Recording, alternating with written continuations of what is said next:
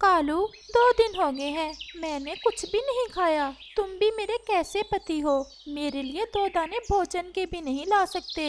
बात तो ऐसे कर रही हो जैसे मैंने पेट भरकर खाया हो। आखिरी 2 चने के दाने जो कबूतर के घोंसले से चुराए थे वो भी तुमने ही खाए थे। सब पक्षियों की पत्नियां अपने पतियों के लिए कभी ना कभी कुछ ले आती हैं। तुमने तो आज तक मुझे सूखा दाना तक नहीं दिया। अब आपस में लड़ने से हमारा पेट नहीं भर जाएगा। चलो रानू चिड़िया की तरफ चलते हैं, उसके दानों पर हमारा भी हक है। वो कैसे? क्योंकि हमने इस जंगल में घोंसला रानू चिड़िया से पहले बनाया हुआ है। मैं देखती हूँ वो हमें दाना कैसे नहीं देती। और फिर ऐसा कहते हुए वो दोनों रानू चिड़िया की तरफ चले जाते हैं। जल्द ही वो रानू चिड़िया के घोंसले में पहुँच जाते हैं। रानू चिड़िया भी अपने घोंसले में सोई धूप के मजे ले रही थी। रानू बहन, ये गोरी कुछ कहना चाहती है तुमसे। मुझे पता है गोरी क्या कहेगी। अगर भोजन मांगना है तो ये आशा ना रखना कि मैं तुम्हें भोजन दे दूंगी।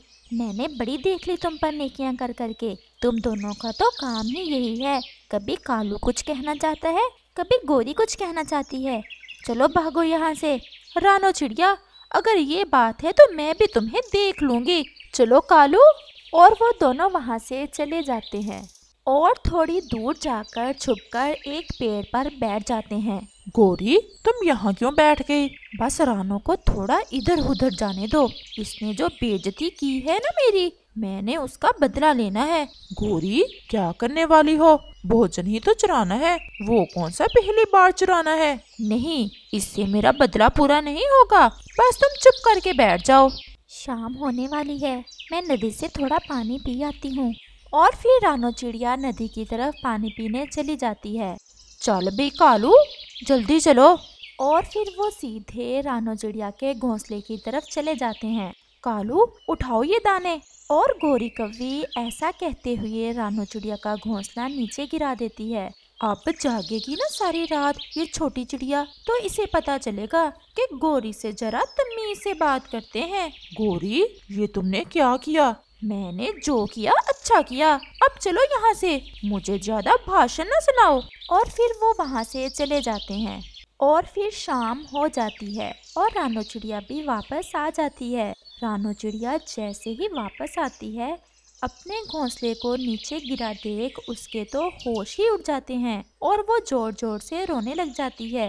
ये क्या हो गया मेरे साथ? मेरे घोंसले को किसने गिरा दिया? अब मैं इतनी ठंड में रात कैसे गुजारूंगी? मेरी किसी से क्या दुश्मनी जो किसी ने मेरा घोंसला गिरा दिया? और फिर ऐसे ही रात हो जाती है और रानू चिड़िया उस पेड़ के नीचे डर कर बैठ जाती है।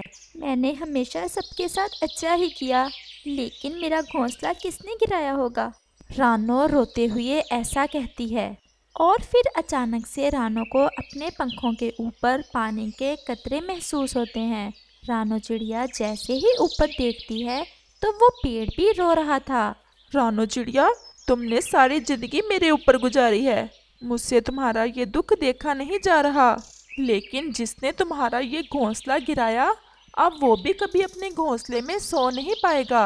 अच्छे पेड़, किसने गिराया है मेरा घोंसला?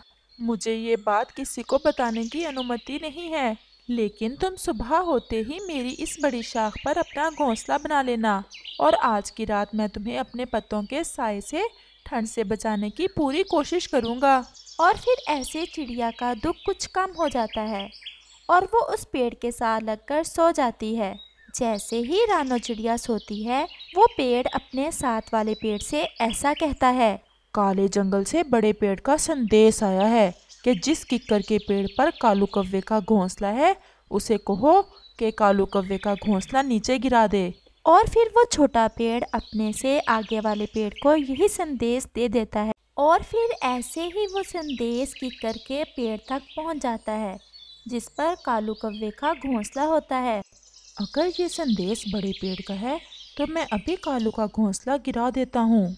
और फिर वो पेड़ जोर जोर से हिलना शुरू कर देता है।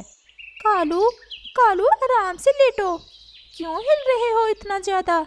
मैं तो आराम से लेटा हुआ हूँ, तुमने आज चोरी का माल कुछ ज्यादा ही खा लिया है। तुम्हारे ही पेट में दर्द हो रहा होगा, इसलिए हिल रही हो। वो आपस में ऐसे लड़ ही रहे थे कि वो पेड़ जोर से हिलता है और वो अपने घोंसले समेत नीचे गिर जाते हैं। हाय कालू, मेरी तो कमर टूट गई। शायद जंगल में आंधी आई हुई है। और तो कोई पेड़ हिल नहीं रहा, बस हमारे ही पेड़ पर आंधी आई हुई है। और वो डर जाते हैं और वो सारी रात ऐसे ही डरते हुए गुजारते हैं। और फिर सुबह हो जाती है और रानो चिड़िया अपना घोंसला बनाने के लिए तिनके लेने चली जाती है। रानो चिड़िया सूखा घास लाती है और कुछ सूखे पत्ते और अपने घोंसले को सहारा देने के लिए कुछ टहनियाँ। जालम, मैंने तो रात गुजार ही ली और मैं शाम तक अपना घोंसला भी बना लूंगी। दूसरी तरफ कालू कौवा और गोरी कौवी भी ये बात अच्छे से जानते थे कि रात ठंड कितनी ज्यादा पड़ती है और वो भी बड़ी मुश्किल से साथ वाले पेड़ पर अपना घोंसला बना लेते हैं। कालू, अब तो मजबूत बनाया है ना घोंसला, अब गिरेगा तो नहीं? घोंसला तो पहले भी मजबूत ही था। अच्छा गोरी, जाओ, पुराने घोंसले के नीचे 2-4 दाने पड़े होंगे जो चिड़िया के उठाए थे, वो ले आओ, वही खा लेते हैं। और गोरी अपने पुराने घोंसले से जो जमीन पर गिरा पड़ा था वहाँ से कुछ दाने ढूंढने चली जाती है। ऐसे ही रात हो जाती है और वो पेड़ फिर से हिलने लगता है। अबे रुक जा, रुक जा, क्या हो गया तुम्हें? सारा दिन तो अच्छे भले थे, अब रात को ही तुम्हें हिलना था। सारे जंगल के पेड़ तो बहुत शांत हैं। और फिर अचानक से वो पेड़ जोर से हिलता है। कालू कौवे और गोरी कौवे का घोंसला नीचे गिर जाता है। गोरी, मुझे तो ऐसे लग रहा है ये हमें तुम्हारे किसी बुरे काम की सजा मिल रही है। तुम अपनी काका बंद करो, मुझे तो ऐसे कह रहे हो जैसे तुम अच्छाइयाँ बांटते फिर रहे हो। लेकिन गोरी, कुछ तो ऐसा है, ये आंधी हमारे ही पेड़ पर आती है, बाकी पेड़ भी तो हैं। देखो, एक पत्ता भी नहीं हिल रहा किसी पेड़ का। कालू, मेरे सुंदर पति, मुझे पता चल गया हमें किस चीज की सजा मिल रही है। पता तो मुझे भी चल गया है, तुमने जो रानो चिड़िया का घोंसला गिराया था, हमें उस चीज की सजा मिल रही है। तो फिर चलो रानो चिड़िया की तरफ चलते हैं, उससे माफी मांगते हैं। इस समय अगर हम रानो की तरफ गए तो वो और भी गुस्से हो जाएगी, वो सो रही होगी। मैंने देखा था आज, उसने तो अपने लिए घोंसला भी बना लिया है। अब हम सुबह को ही जाएंगे और उससे माफी मांगेंगे। और फिर वो दोनों सारी रात जाकर गुजारते हैं और फिर सुबह हो जाती है और वो दोनों सीधे रानो चिड़िया के घोंसले की तरफ जाते हैं। तुम दोनों, वो भी इतनी सुबह, फिर दाना मांगने तो नहीं आए? नहीं रानो, हम तो तुमसे माफी मांगने आए हैं। माफी? किस बात की? रानो, तुम्हें कुछ भी नहीं पता? मुझे कुछ समझ नहीं आ रहा, तुम किस बारे में बात कर रहे हो? रानो, तुम्हारा घोंसला हमने गिराया था, तुम प्लीज हमें माफ कर दो। रानो चिड़िया बहुत हैरान थी कि कालू और गोरी उससे माफी क्यों मांग रहे हैं, क्योंकि उन्होंने पहले भी बहुत सारे गलत काम किए थे, लेकिन उन्होंने कभी माफी नहीं मांगी थी। और अब वो क्यों माफी मांग रहे हैं? और फिर कालू कौवा रानो चिड़िया को सारी बात बता देता है। रानो, तुम बहुत अच्छी हो, इसलिए हमें सजा मिल रही है। अब तुम ही हो हमें बचा सकती हो इस सजा से। मैं इस पेड़ से पूछती हूँ, शायद ये पेड़ कुछ बता सके। अच्छे पेड़, आप प्लीज मुझे बताएं, कालू और गोरी के साथ ये सब क्यों हो रहा है? इनके साथ ये सब इसलिए हो रहा है क्योंकि उन्होंने तुम्हारे साथ बुरा किया और काले जंगल के बड़े पेड़ को इनकी इस हरकत का पता चल गया और बड़े पेड़ ने सब पेड़ों को आदेश दिया है कि कोई भी इनका घोंसला अपने ऊपर ना बनने दे। पेड़ जी, हमें माफ कर दें, हम फिर दोबारा ऐसा नहीं करेंगे।